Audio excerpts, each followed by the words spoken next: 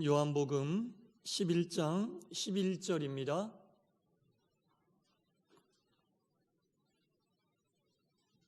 요한복음 11장 11절 말씀 한 목소리로 같이 읽겠습니다. 시작.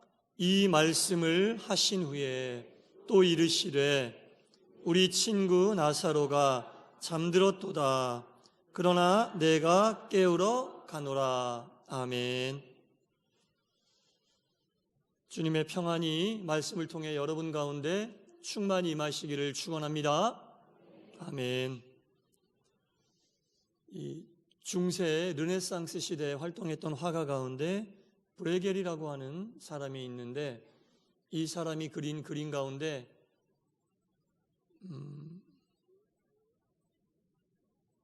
쾌락의 땅이라는 제목을 가진 그림이 있습니다. 이 그림이 어떻게 그려졌냐면, 이 그림 가운데 술상이 차려져 있고요. 그 술상 아래에 세 사람이 이렇게 술에 취해서 이렇게 엎드려져 있는 모습인데, 한 사람은 군인이고, 한 사람은 농부고, 한 사람은 학자거든요.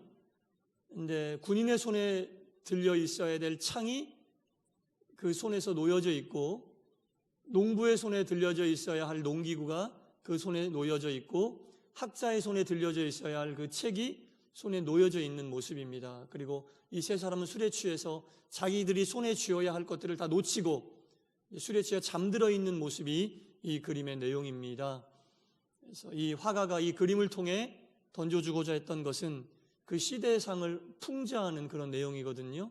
중요한 역할을 감당해야 할 사람들이 역할을 감당하는 것보다는 그 자리가 주는 권력과 힘으로 인하여 쾌락에 빠져서 자기가 감당해야 될 것들을 손에 놓고 있는 그런 모습을 풍자하고 있는 내용이 이 그림의 내용입니다.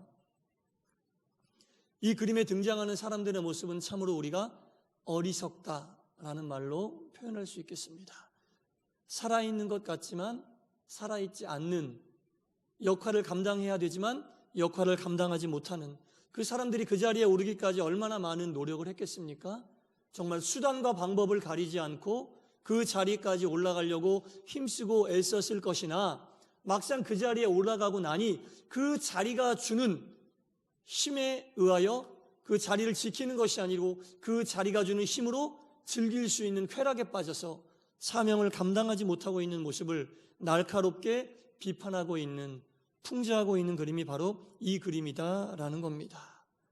그래서 우리는 이러한 사람들을 참으로 어리석은 사람이다라고 이야기할 수 있습니다.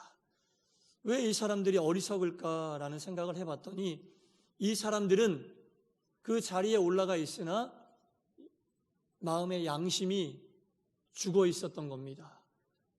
겉사람은 높은 자리에 올라가, 권력의 자리에 올라가 그것을 붙잡고 있었으나 그들의 속사람은, 그들의 영혼은 이미 죽어 있었던 겁니다. 그래서 그들을 어리석은 자다라고 이야기할 수 있습니다.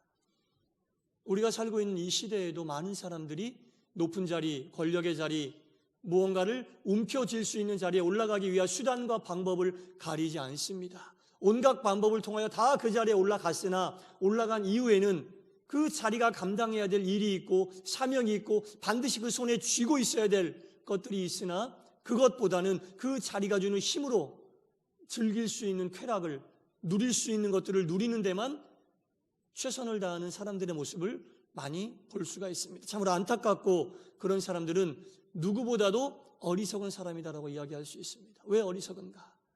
예를 들면 이런 거죠.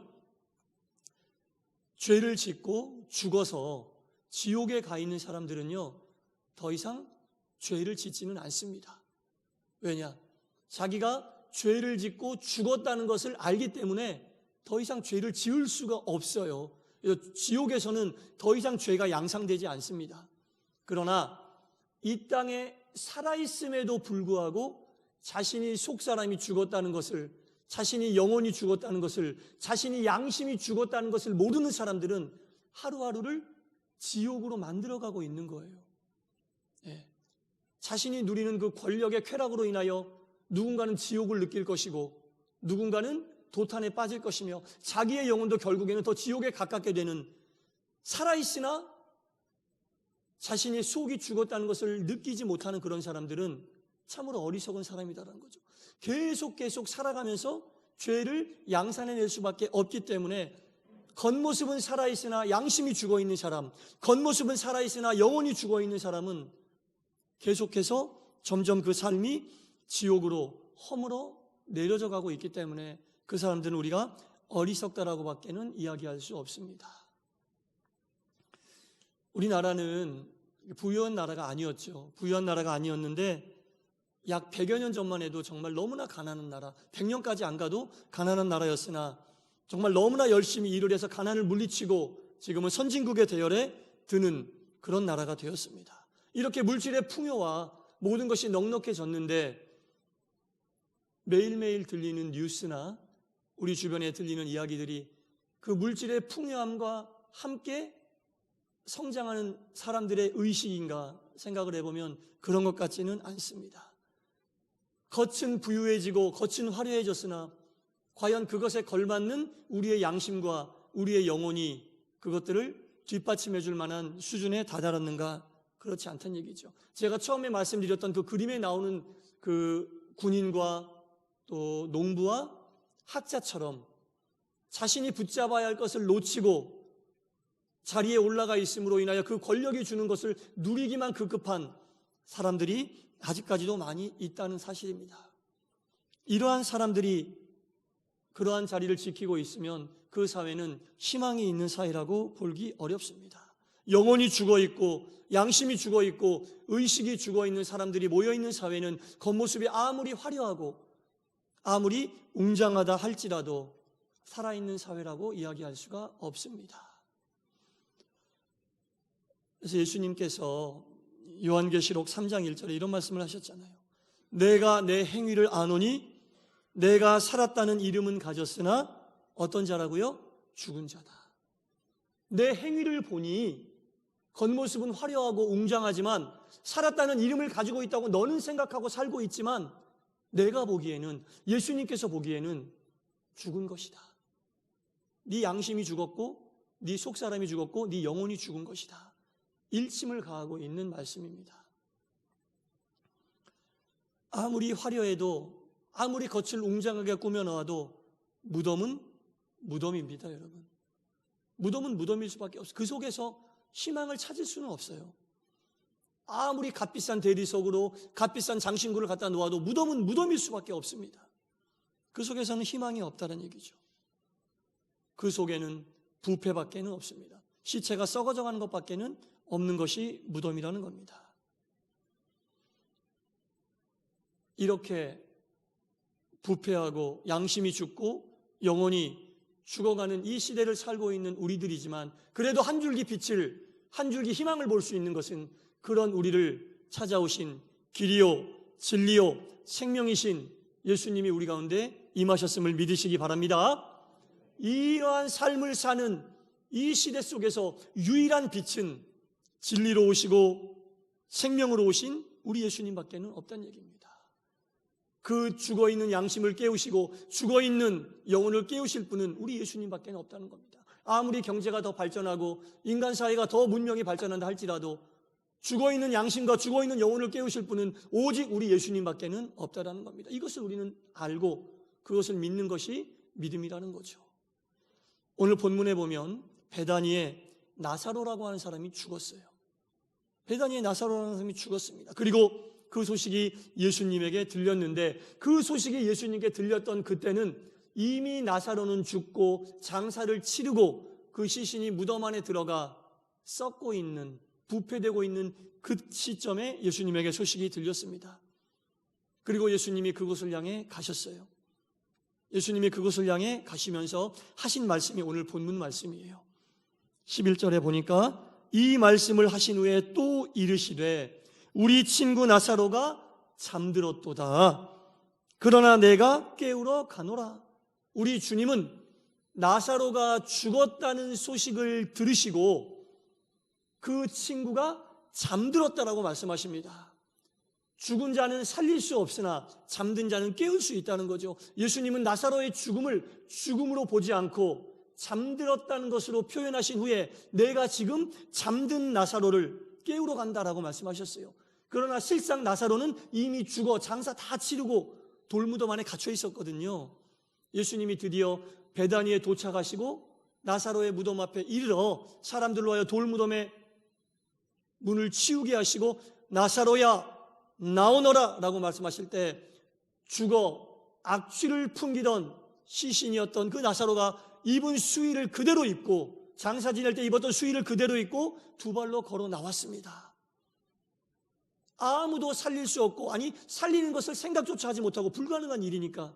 그러나 참 생명이신 예수님은 죽어 썩은 냄새가 났던 그 시신을 말씀 한마디로 살려내신 줄 믿습니다. 나사로의 육신, 이미 죽어 무덤 안에서 썩어져 가고 있었고 악취를 풍기던 이 육신의 죽음과도 같은, 살릴 수 없는 그런 시신과도 같은 우리의 양심, 우리의 영혼이 살아날 수 있는 길은 예수님을 만나는 길밖에 없습니다. 세상에 어떤 것을 가지고도 죽은 양심과 죽은 영혼을 살릴 수는 없습니다. 오직 참 생명이시고 참 진리이신 예수님을 만날 때만 우리의 양심이 살아날 수 있고 우리의 영혼이 살아날 수 있다는 겁니다.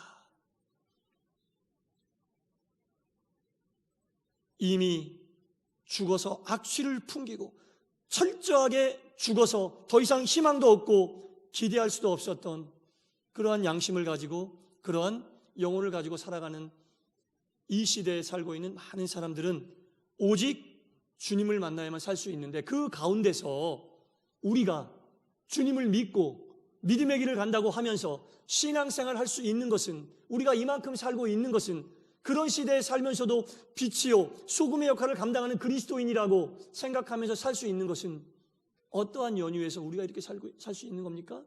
주님께서 우리를 찾아와 주셨기 때문에. 우리가 주님을 만나지 않았다면요, 마치 우리의 양심과 우리의 영혼과 우리의 속은 세상 사람들, 많은 사람들이 그런 것처럼 나사로의 시신에서 악취가 나는 것 같은 삶을 살 수밖에 없는 인생이었다는 겁니다. 그런 영혼에 주님 우리 찾아오셔서 우리의 양심을 흔들어 주시고 우리의 영혼을 깨워주셨기에 우리가 지금 이러한 세상 속에서도 그리스도인으로 믿음을 가지고 하루하루 살아갈 수 있는 겁니다. 그러한 의미에서 그리스도인들이 세상의 빛이고 세상의 소금이라는 얘기입니다, 여러분. 주님이 우리를 찾아와 주시지 않았고 우리가 주님을 만나지 않았더라면 깨어날 수 없는 영혼이고 깨어날 수 없는 양심을 가지고 살 수밖에 없는데 주님이 우리를 찾아와 주셨다는 거죠. 주님이 왜 우리를 찾아오시고 우리를 흔들어서 양심과 영혼을 깨워주신지 아세요? 주님은요, 우리가 뭔가를 하기를 바라지 않으세요. 다만 우리의 양심이 깨어있고 우리의 영혼이 깨어있는 그 모습을 보기를 원하시는 거예요. 그것만입니다, 여러분. 우리가 무언가를 주님께 막 해드리고 그거 원하지 않으십니다. 주님께서 흔들어 깨우셨을 때 우리의 양심이 깨어지기를 바라고 우리의 영혼이 깨어나기를 바라는 것, 오직 그거 하나만을 주님께서 우리에게 바라신다는 거죠. 그래서 주님이 우리에게 찾아오신 것이고 우리는 그런 주님을 받아들인 거고 그 주님을 믿는 길로 나아가기 때문에 지금 우리가 믿음의 길을 가고 이만큼이라도 살 수 있는 겁니다. 우리가 눈꽃을 새 없이 바쁘게 살아도 우리 주님께서는 어느샌가 우리의 삶에 틈을 내고 그 속으로 들어와 우리의 삶 속에서 우리와 함께하고 계신다는 겁니다. 아침에 일어나서 저녁 때까지 얼마나 주님을 생각하고 사세요? 얼마나 하나님의 자녀임을 기억하고 살고 계십니까? 어찌 보면 우리가 주님을 등지고 사는 매일의 삶을 살지도 모릅니다. 내가 주님을 등진다 할지라도 주님은 우리를 등지지 않으셨어요. 내가 주님을 하루도 생각하지 않고 한 번도 생각하지 않고 산다 할지라도 주님은 없는 틈이라도 내서 우리의 삶 속에 들어와서 우리 속에 자리 잡고 계신다는 거죠. 그러다가 문득 생각나면 내가 주의 자녀였고 믿음의 길을 가야 되는 사람이라고 생각하면 어느샌가 주님은 우리의 삶의 한가운데 와서 앉아 계신다는 겁니다. 그 속에 들어오셔서 우리의 양심을 부지불식간에도 우리가 느끼지 못하는 순간에도 우리의 양심과 영혼을 두들겨 흔들어 깨우고 계신다는 겁니다. 그래서 우리가 이만큼 살고 있는 거예요. 그래서 우리가 믿음의 길을 갈 수 있는 거예요.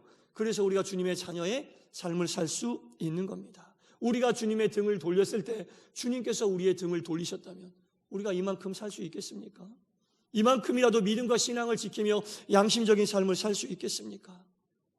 이만큼이라도 살 수 있는 것은 우리도 모르는 사이에 우리의 삶 속에 틈을 내어 들어오신 주님의 사랑이고 주님의 은총이었다는 겁니다. 그것을 알고 살아가야 한다는 거죠. 우리가 등을 돌린다 할지라도 주님은 절대로 우리에게 등을 돌리지 않으십니다. 오늘 음력으로 새해를 시작하는 설날입니다, 여러분. 지난 한 해를 가만히 되돌아보고 생각해 봅니다. 계획했으나 뜻대로 되지 않고 무산됐던 일들도 많이 있습니다.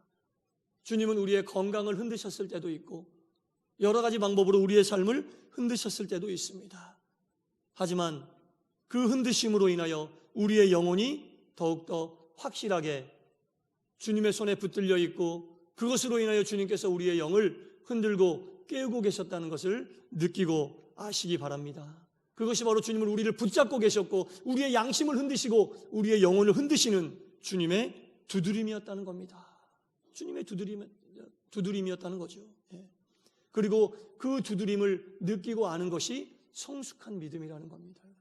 기쁠 때, 즐거울 때, 좋을 때만 주님이 나와 함께 하셔서 내가 주님께 영광을 돌리는 게 아니라 계획이 무산되고 건강이 흔들리고 일이 풀리지 않을 때 그것으로 인하여 주님이 내 양심을 깨우시고 내 영혼을 흔들고 계신다는 것을 느끼는 것이 진실한 믿음이고 성숙한 믿음이라는 겁니다. 이렇듯 주님은 한순간도 우리와 함께하지 않으신 적이 없었다는 겁니다. 이것을 안다면 어찌 우리가 주님께 감사하지 않을 수 있겠습니까? 정말 앉아도 감사, 서도 감사, 들어와도 감사, 나가도 감사, 움직여도 감사, 멈춰도 감사가 나올 수밖에 없는 거죠. 어떠한 상황 속에서도 우리의 영혼을 흔들고 계시는, 우리의 양심을 흔들고 계시는, 삶 자체를 주관하고 계시는 주님께 어찌 감사를 돌리지 않을 수 있겠습니까? 빨리 이것을 깨닫고 주님께 영광 돌리고 주님께서 바라고 원하시는 양심이 깨어있고 영혼이 깨어있는 삶을 살 것을 다짐하고 결단하는 것은 정말 지혜로운 사람이라는 거죠. 정말 지혜로운 사람이라는 겁니다. 살아있으나 죽었다는 것을 깨닫지 못하는 것은 참으로 어리석은 일이죠. 심지어 지옥에 있는 사람도 자기가 죽었다는 것을 알기 때문에 더 이상 죄를 양산해내지 못하는데 살아있음에도 불구하고 속이 죽은 것을 깨닫지 못하여 어찌 계속 죄를 만들어내는 삶을 살 수 있겠습니까? 어떤 한 분이 이런 간증의 글을 쓰신 것을 제가 읽은 적이 있어요. 저는 고등학교 때부터 대학교까지 미션 스쿨을 다녔습니다. 또 믿는 배우자를 만나서 결혼도 했지만 한참 시간이 지나고 나이가 들어서야 주님이 내 마음속에 계셨고 내 영혼을 흔들고 내 양심을 흔들고 계시다는 것을 알았습니다. 만약 제가 고등학교 때 이것을 깨달았다면 제 10대는 달랐을 겁니다. 만약 이것을 제가 대학교 다닐 때 깨달았으면 제 20대의 생활은 달랐을 겁니다. 제가 조금 더 젊었을 때 주님께서 내 양심과 영혼을 흔들고 계시다는 것을 깨닫고 알았고 받아들였더라면 제 인생에 허비하는 날들은 없었을 것입니다.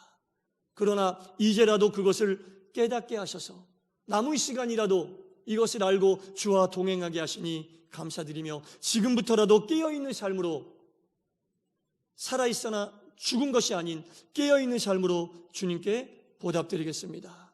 이러한 간증의 글을 읽은 적이 있습니다. 사랑하는 성도 여러분, 우리의 신앙을 되돌아보니 살아있으나 우리의 양심이 죽어 있었던 적은 없었습니까? 겉은 살아있으나 우리의 영혼이 죽어 있었던 적은 없었습니까? 우리의 영혼이 마비되어 있었던 적은 없었습니까? 겉은 분명히 살아있으나 속사람이 죽어 있었던 적은 없었습니까? 우리가 음력으로 새해를 시작하면서 주님은 항상 내가 양심이 깨어있고 영혼이 깨어있기를 그 모습을 보기를 가장 기뻐하신다는 이 사실을 기억하면서 새로 시작하는 이 한 해 동안 그리스도 예수 안에서 양심이 깨어있고 그리스도 예수 안에서 영혼이 깨어있어서 주님의 우리의 그 모습을 보시면서 기뻐하시고 즐거워하시는 그 모습을 통해 주님께 영광 돌리시기를 주 예수의 이름으로 간절히 축원합니다. 기도하겠습니다. 주님, 나는 이제껏 온전히 살아있었다고만 생각하며 살아왔습니다. 하지만 우리도 모르는 사이에 양심이 죽어 있었던 적도 있었고 영혼이 잠들어 있었던 적도 있었음을 고백합니다. 그때마다 주님은 찾아오셔서 우리의 양심을 찌르시고 영혼을 흔들어 깨우시사 이만큼이라도 믿음을 지키며 살게 하셨나이다. 모든 것이 주님의 은혜요 주님께 감사드릴 일입니다. 주여, 이 귀한 진리와 믿음을 깨달아 알게 하여 주시옵소서. 그리하여 우리의 생명이 다하는 날까지 겉모양만 살아있는 것이 아니라 양심도 살아있게 하시고 영혼도 살아있게 하시사 오직 주님께 영광 돌리는 믿음의 길, 의의 길, 경건의 길, 바른 길, 말씀의 길 가는 진실한 그리스도인들이 되게 하여 주옵소서. 예수님 이름으로 기도드리옵나이다. 아멘.